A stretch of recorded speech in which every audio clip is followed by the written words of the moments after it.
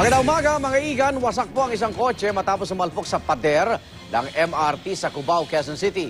Mabilis daw ang takbo ng kotse bago ito na aksidente. At narito ang report ni Atina Imperial. Parang latang nayupi ang kotseng ito matapos bumangga sa poste ng MRT sa Cubao, saka umikot umanong parang trumpo sa EDSA, bandang alas 3 kaninang madaling araw. Ayon sa mga nakakita sa aksidente, humaharurot umano ang sasakyan mula sa underpass ng Cubao. Kami po ay nagkikwento ng kaibigan ko ron, tapos napansin po namin matuloy na takbo ng kotse. Pagkakita po namin, bumangga siya ron sa posting bilog ng MRT. Pagbangga niya ron, pumalo uli siya, tsaka umikot yung kotse niya, matuloy ng dating. Tumawag daw ng gwardya si Mang Bong para sumaklolo sa mga sakay ng kotse.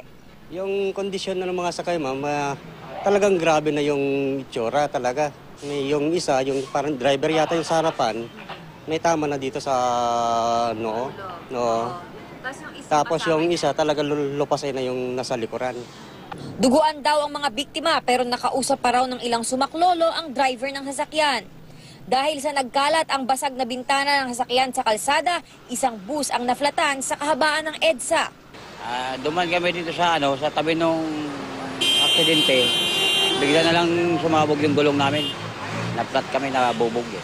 Nabubog. Nakita niyo ba po yung mga sakay? Nakita namin, binuhat na lang eh. Ilan sila? Dalawa.